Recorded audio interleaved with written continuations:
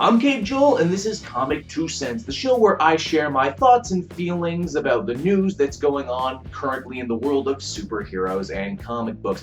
And oh boy, do we have a topic for you today. For those who haven't been paying attention, sometime this week, the second season of Young Justice premiered on the granddaddy of all streaming services, Netflix. Now, this was quite the auspicious occasion because, as is often the way with Netflix, fans were marathoning the show all over again, and people who had never seen the show before were watching it for the first time.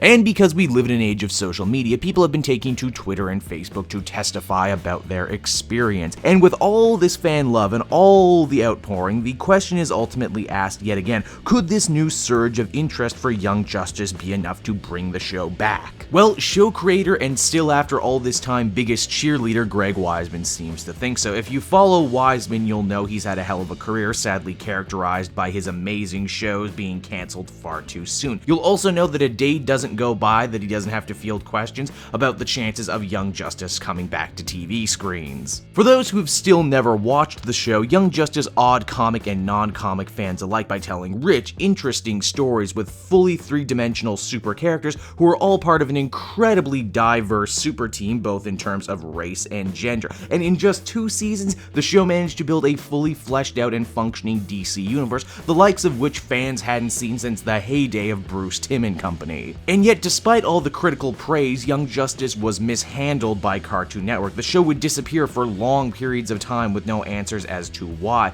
The show was saddled with a Saturday morning cartoon time slot, even when it became apparent that older teens and adults made up the majority of the show's fan base. Animation legend and frequent DC collaborator Paul Dini attributed the demise of the show to the fact that more girls were watching it than boys, and that the out-of-touch network execs had no idea how to market a show like that. Then of course there's always the specter of not selling enough toys, a factor that has spelled death for many a popular series before. And don't even get me started on the video game tie-in that was supposed to fill the gaps between season 1 and 2. This one got delayed so long that when the game eventually did get released, there was absolutely zero marketing push behind it. In fact, the only reason you might have known that the game was even out was because the people involved with it took to Twitter to tell fans about it. But the question still remains, if Young Justice does great on Netflix, if the right people see that there is a want for the show to return, could we get a 3rd season? Well, the answer to that is, of course, anything is possible. Hell, if Netflix can offer a 6-picture deal to Adam Sandler solely on the merit that his movies do good on Netflix,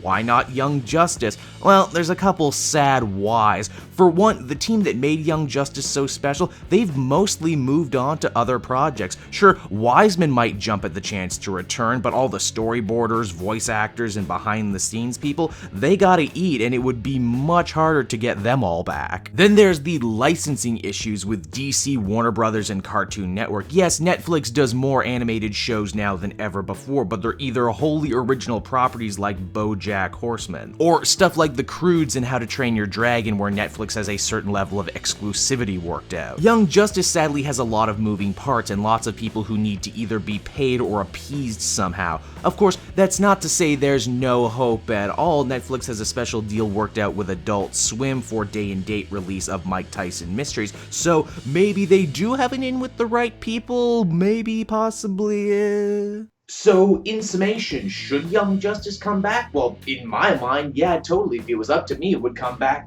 like that. Love the show, would love to see it continue.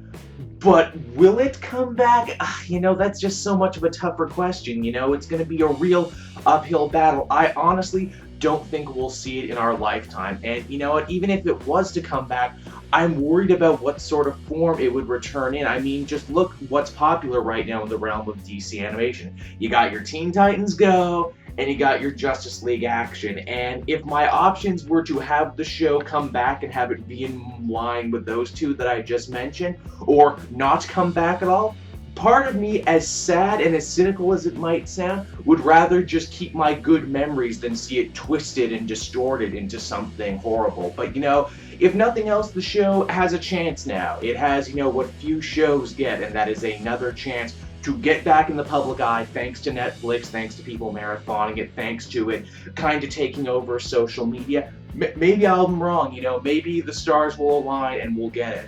And maybe when it comes back, maybe it'll be great. Maybe it'll be as great as we remember it.